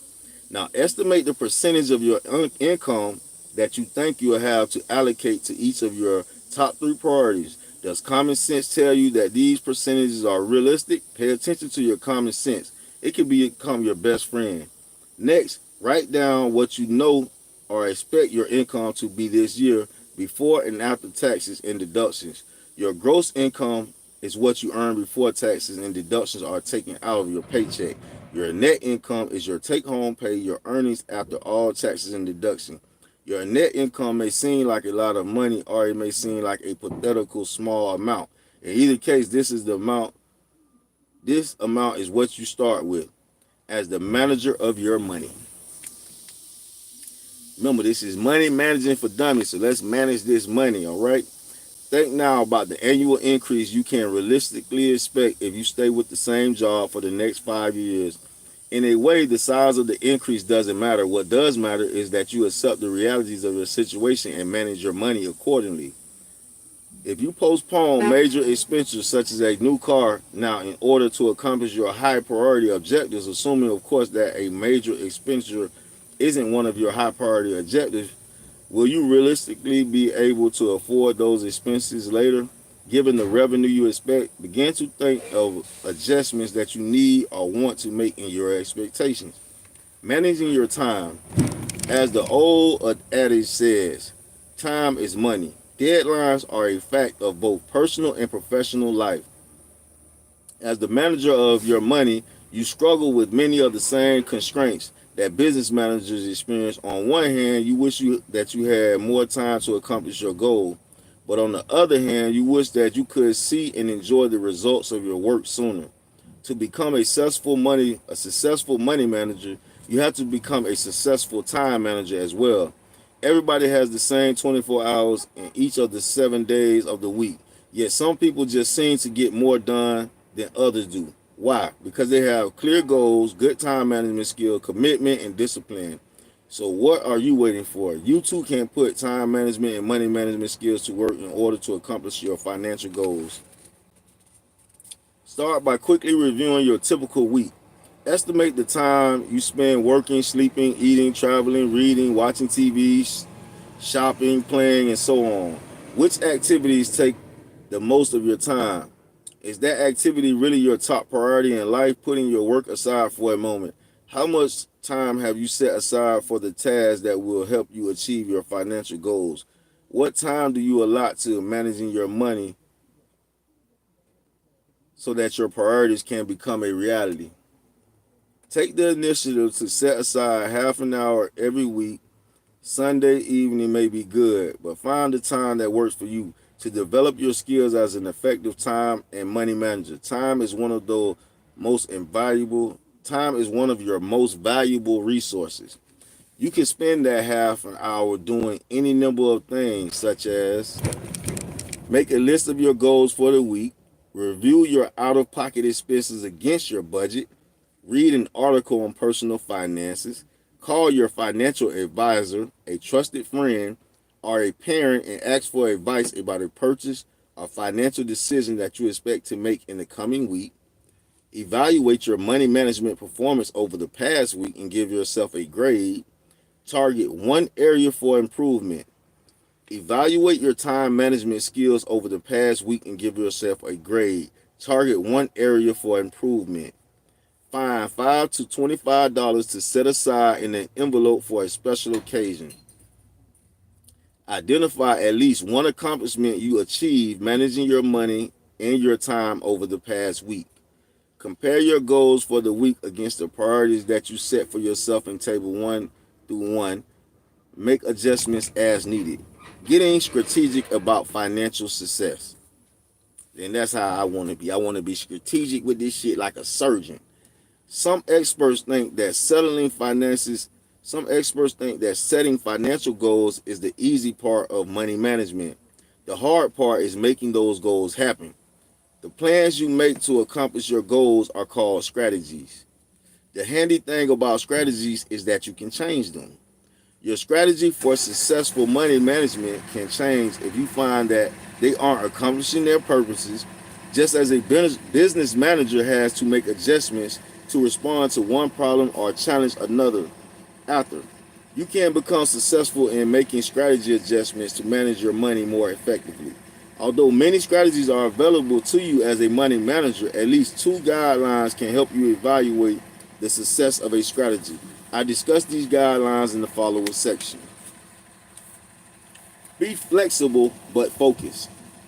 As a money manager, you want to develop a balance between keeping your goals clearly in mind and responding creatively and constructively to changing circumstances and unforeseen situations. No one can anticipate every event in life. Just when you think you can save a little more one month, the car needs a repair that you didn't count on. Or perhaps you see an ad in the paper for an item you really need, although you hadn't planned to make a purchase now. You think that by doing so would save money in the long run. One of the best qualities of successful managers is good judgment. This is especially true of good money managers. Good judgment relates to common sense. Good judgment and common sense are not part of the school curriculum. You pick them up from your life experiences. Learning from your mistakes can be costly, but it's usually effective. Don't be afraid to change and to try something else. If one of your money management strategies isn't working, often you acquire good judgment by the example of others you know and respect. Encourage others to share their stories with you. From their stories about decisions they've made, you'll realize the importance of being flexible. You'll also discover how to keep your eyes on your goals while making adjustments for setbacks or unexpected difficulties. Know that your goals may change as your circumstances change. Be flexible and replace goals that no longer suit your needs and want. Your strategies may change because of proven successes and failures. Be flexible and make the necessary adjustments. If this approach sounds too vague to be useful now, test it out by asking someone whose judgment seems sound and whose decision you respect. Ask that person, am I being too rigid about naming a goal, strategy, or circumstances? Or ask, how can I be more flexible about naming a specific situation? Learn to live on less. All right, we're going to learn to live on less. The single most important skill you can develop as a money manager.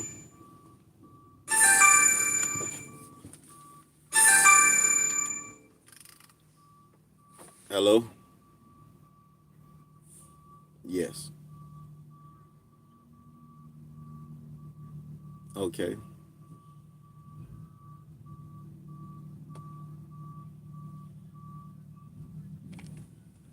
Yes.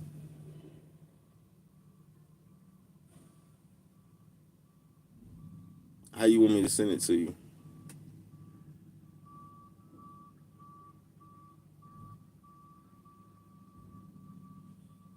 I don't have that phone right now. I won't have that phone probably for a while. My phone got left in Florida. I'm having it. I gotta get it back. Once I get it back, I can do cam scan. I don't got that out right now.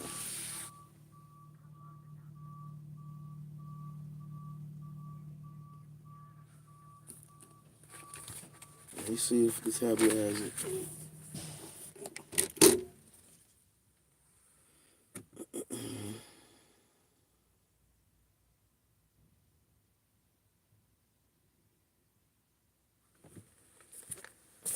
Okay, yeah, the tablet does have it, but can I need a number or something to send it to? Like, once I take the picture, I'm sending it to your email.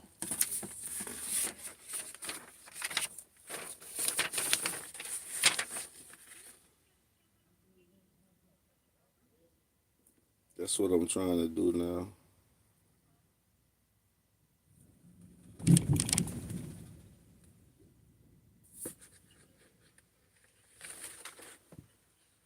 Okay, no problem.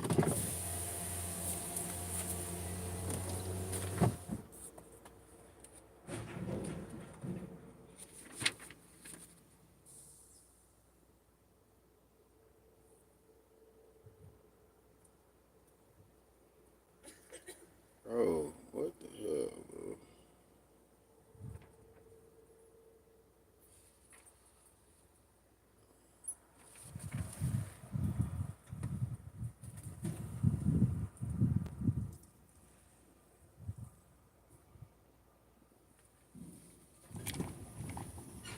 Yeah, that's no good.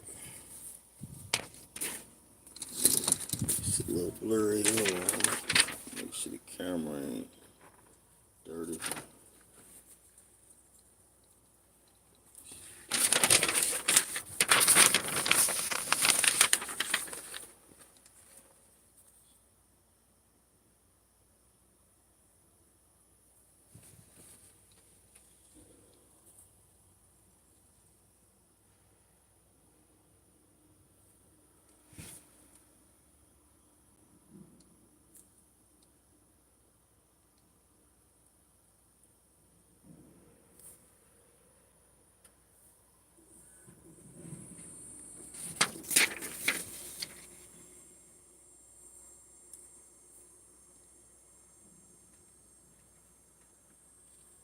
What's your email?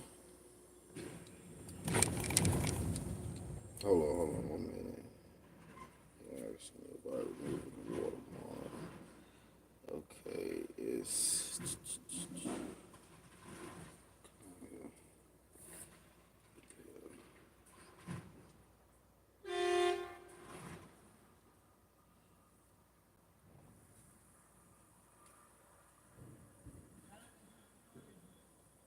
you said safety.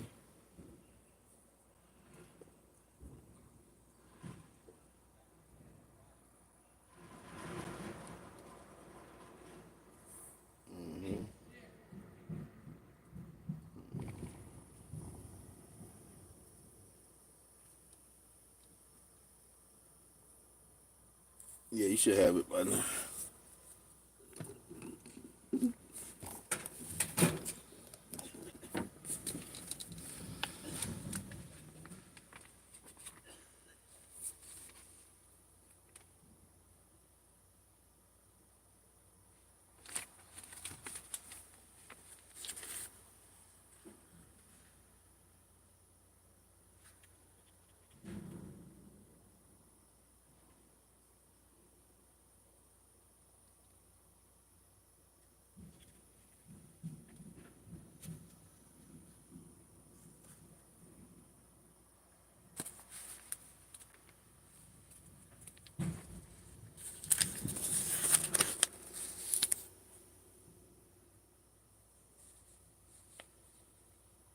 You got it?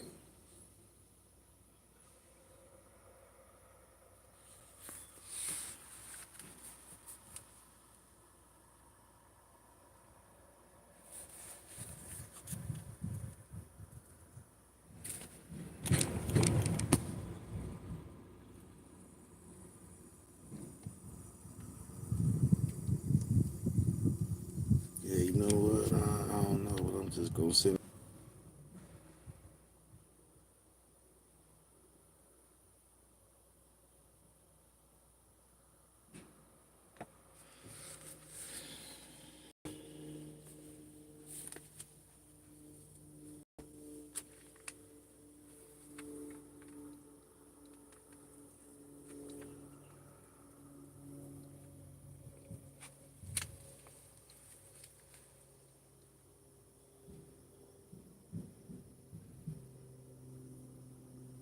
Yeah, I don't know. Maybe Tony can do it for you. I sent it to him. Maybe he got Cam Scanner. He could do it for you.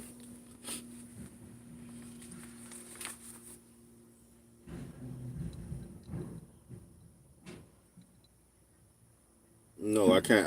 I can't do it right now. My phone with Cam Scanner is in Florida. I have to pick it up. So, and I got to do a whole reset before that. So, yeah, it won't be that. It won't be no time soon that I have access to that. But yeah, like I said, I sent it to you. I sent it to the manager. Everybody got a picture copy of it. Yes, Cam Scanner. Yeah, Cam Scanner doesn't do anything but crop the picture. That's all it does is crop the picture.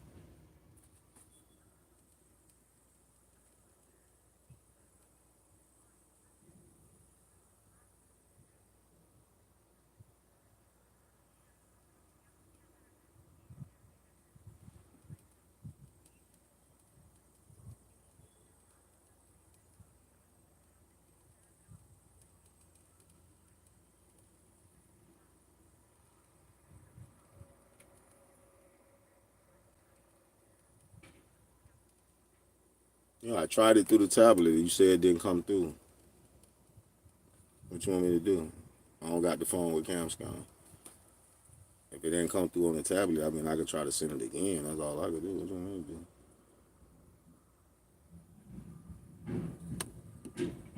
to do? Yeah, no problem.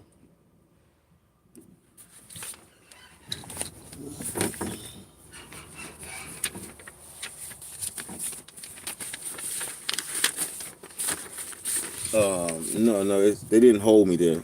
They let me go. I can go and fix it whenever I get a chance to fix it. I just gotta fix it before the next load. Yeah, so no, I'm not like I'm stuck there or anything. No, I'm not stuck there.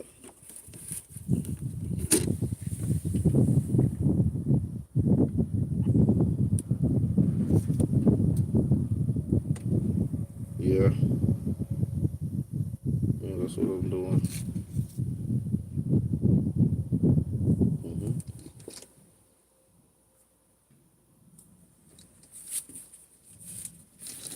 See, remember I was just talking, saying how I don't have to talk to people too much at my job. Every now and then I gotta talk to them. Like today has been a talkative day.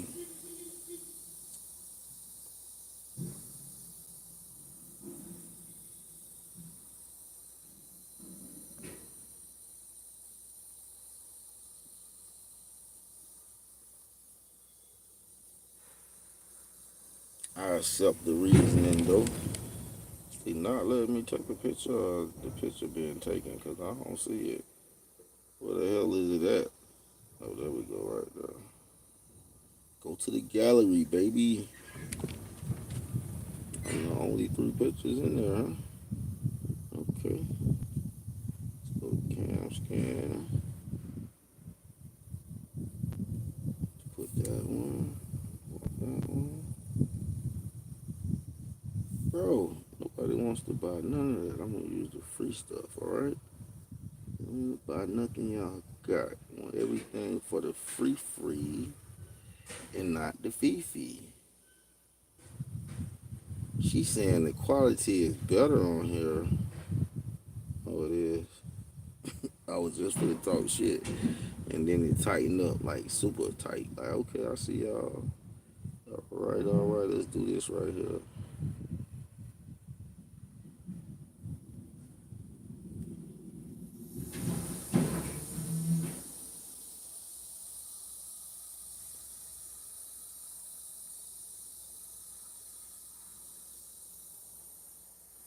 They be wanting me to add all these apps on my phone. Boy, I ain't be trying to add all them apps, boy. The hell nah.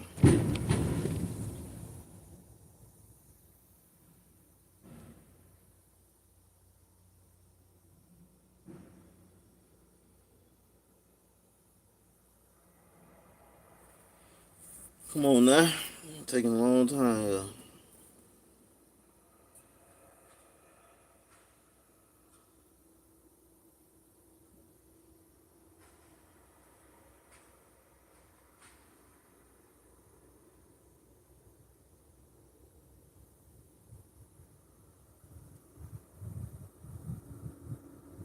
Hopefully they get that one and we be good to go. Kind of interrupted what I had going on, fucked up my flow. But let's do it though. Make sure I got a pilot in there. Oh, that thing is 40 miles away. Goodness gracious. All right, what is that? How much time we got, man? We got enough time to get over there, brother. Oh yeah, we got way more than enough time to get over there. That's good, that's good. Oh, we got some parking by the time we get there. That's all we need them to have, some parking, baby. All right, see that wind coming in, it's cold, man.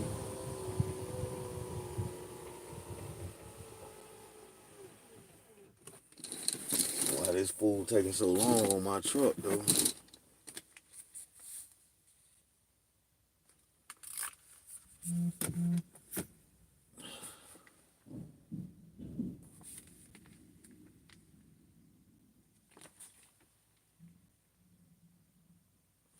All right, one more. We'll do one more.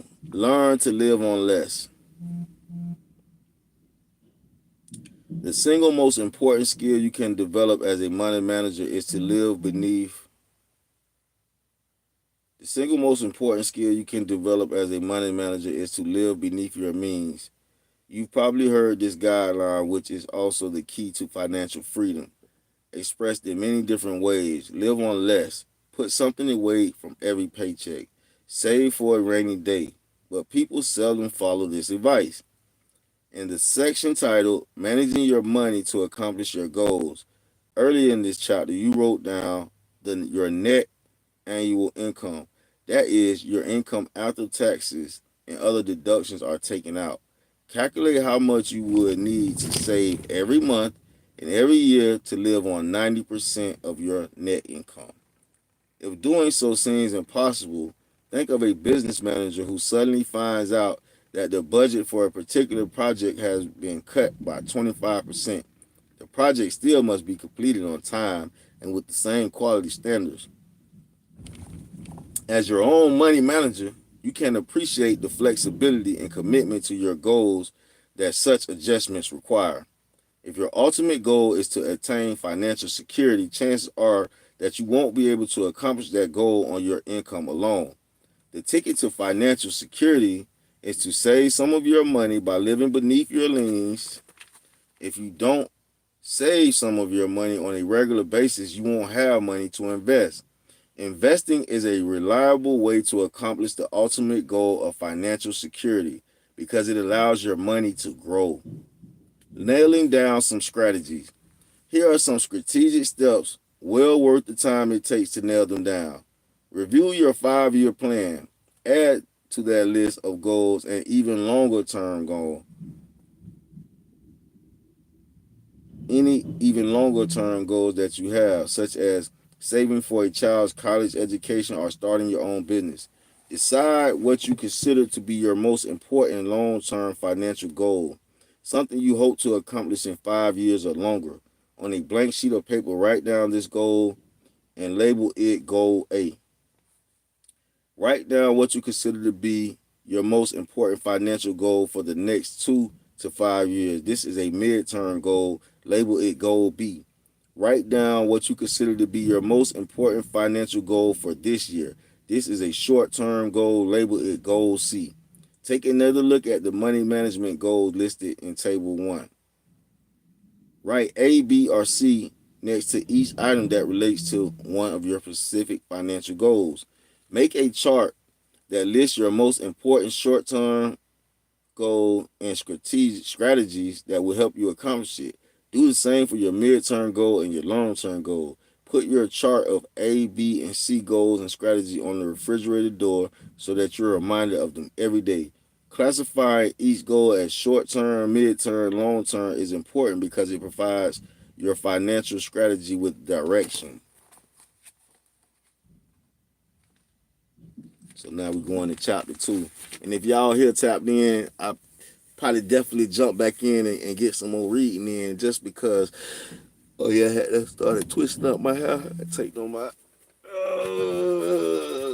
we'll definitely come back and give y'all some more of the good word and some more of this managing our money, because I gotta actually make the like they telling you to write all this stuff. So this book, Managing Your Money for Dummies, ain't just like a book you read. It's almost like it's like a guidance book. It's giving you guidance on budgeting and all that. So I'm gonna write down throughout the first chapter all the stuff they told me to write down. Like y'all can screenshot it and write it yourself if you need to. You can screenshot it and write it yourself. But that's the table 1 that he was talking about. And I'm gonna just read these off for y'all so y'all know like what table 1 consists of. But I'm gonna do my own, write my own, and then I'm gonna upload it on the community so y'all to see how it should be written out if you following along with this book. This is the second book of the year. We're trying to read 5. We only got 2 more months, but we're trying to read at least. Once we finish this one, we'll have 3 more books to read. We're trying to read at least 5 financial books. And we sort of cram reading. Yeah, we cram reading because we should have been doing this all year. But hey, we here now. We got a goal. It's 5 books. This is book number 2. We're going to try to read 3 more financial books before the year's out. It's only 30, 60. It ain't even 90 days. You feel me? So yeah, be looking out for the community post. I'm going to write it down and then take a picture of it and put it in the community post so that y'all see what it is. I might actually read chapter 2 before I read it on here to see if there's anything else I need to write down so I can put that in the community post. And we're going to go through this little workbook, Managing Our Money for Dummies, together. And we're going to get our monies together because I want y'all to be a millionaire out there. You know what I'm saying? For real. I ain't just talking to you when I say millionaire mission, baby. I ain't just capping to you when I say millionaire mission. I'm gonna have to make it happen. You feel me? Look like they got that paperwork together. It's time for me to dip. You heard me? Trip, time to dip.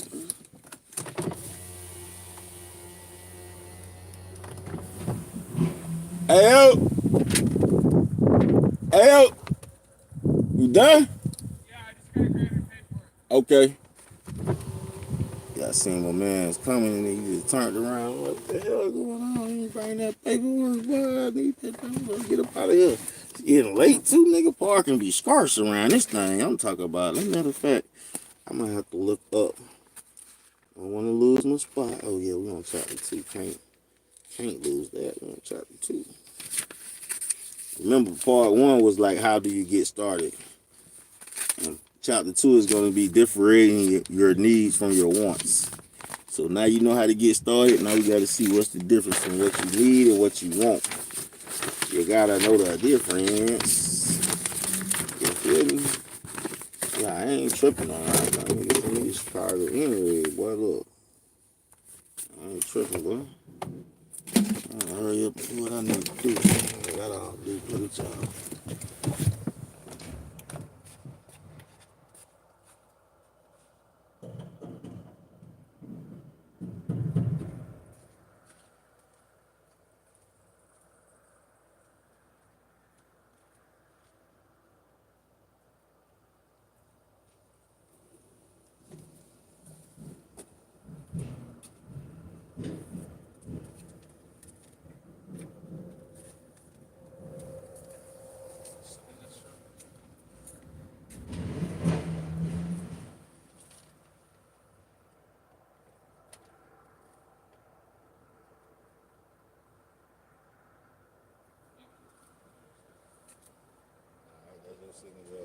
Yep. Yeah, a good one.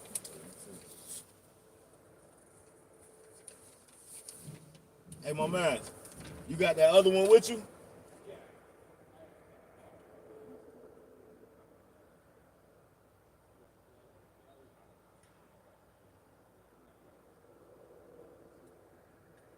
Just so they can see it before and after.